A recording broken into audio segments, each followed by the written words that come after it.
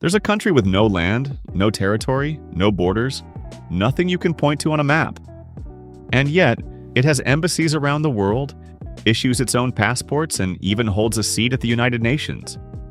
This is the sovereign military order of Malta, a nation without a nation, and a paradox that has survived for almost 1,000 years. Welcome to Mapped Out. At first glance, it sounds impossible. Every country we know has something physical, a city, a border, a coastline. But the sovereign military order of Malta owns none of that. Its headquarters are just 2 buildings in Rome. And here's the kicker.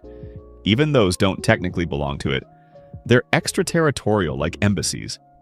So how can it possibly claim to be a country? The answer takes us back nearly a millennium to the chaos of the Crusades. Around the year 1048, merchants from Amalfi founded a hospital in Jerusalem. Its mission was simple but vital: care for pilgrims making the dangerous journey to the Holy Land. When the First Crusade captured Jerusalem in 1099, that hospital evolved into something bigger: the Knights Hospitaller. They combined medicine and religion with military strength. Their role was twofold: protect pilgrims on the road and treat the sick and poor. But they weren't monks tucked away in quiet monasteries. They were warrior monks trained to fight. And soon they would carve out a state of their own. After losing their foothold in the Holy Land, the Knights needed a new base. In 1309, they seized the island of Rhodes. Here they built castles, fleets, and a fortress society. For over 200 years, they ruled Rhodes like an independent kingdom. They minted coins, negotiated treaties, and patrolled the seas. But their enemies hadn't gone away. In 1522, the Ottoman Empire launched a massive siege. After months of brutal fighting, the Knights finally surrendered. And yet, their bravery impressed even their foes. The Ottomans allowed them to leave peacefully, carrying their weapons, banners, and honor intact. The Knights had lost their land, but not their identity. In 1530, Charles V of Spain offered them a new home, the island of Malta. Small, rocky, and barren, but strategically priceless. Right in the center of Mediterranean trade routes. The Knights quickly transformed Malta into a fortress. Their defining moment came in 1565, the Great Siege. An Ottoman invasion force larger than Malta's entire population landed with the goal of wiping them out. The Knights and Maltese defenders resisted with sheer determination. Fortresses crumbled, walls collapsed, but the defenders clung on until reinforcements arrived. When the Ottomans retreated, it was seen as one of the greatest upsets in military history. To celebrate, the Knights built a new fortified capital, Valletta, a masterpiece of Renaissance defense that still stands today. For over 250 years, Malta was their sovereign state, until Napoleon came. In 1798, Napoleon Bonaparte stopped at Malta on his way to Egypt. The Knights, weakened and divided, surrendered almost without a fight. French rule didn't last long.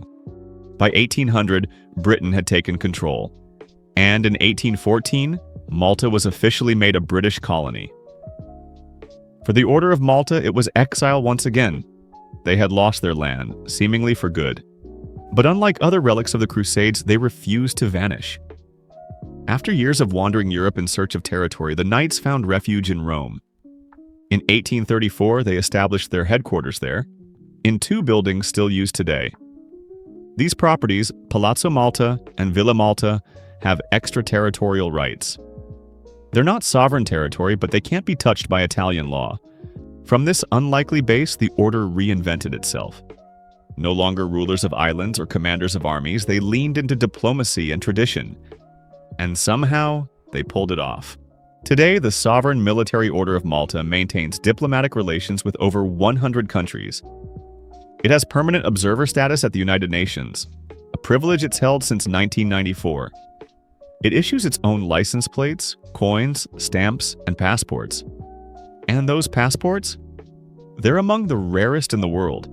Only a few hundred are valid at any time, issued exclusively to senior officials and diplomats of the order. They're not about travel freedom. They're a symbol of recognition. Proof that even without territory, this strange little state is taken seriously in global affairs. So, is it really a country? International law normally defines a state by the Montevideo Convention: land, population, and government. The order has a government, led by a Grand Master and a council. It has a population, around 13,500 members worldwide. But land? That's the missing piece. Yet because other states treat it like sovereign, exchanging ambassadors and signing treaties, it exists in a gray zone. It's not a micronation like Sealand, built on eccentricity. It's not the Vatican, which is a state with actual territory. It's something unique, a sovereign entity recognized in practice, even if it doesn't meet every textbook definition. If the order no longer fights battles or governs islands, what's its purpose today? The answer: humanitarian aid. The order runs hospitals, clinics, and relief projects in more than 120 countries.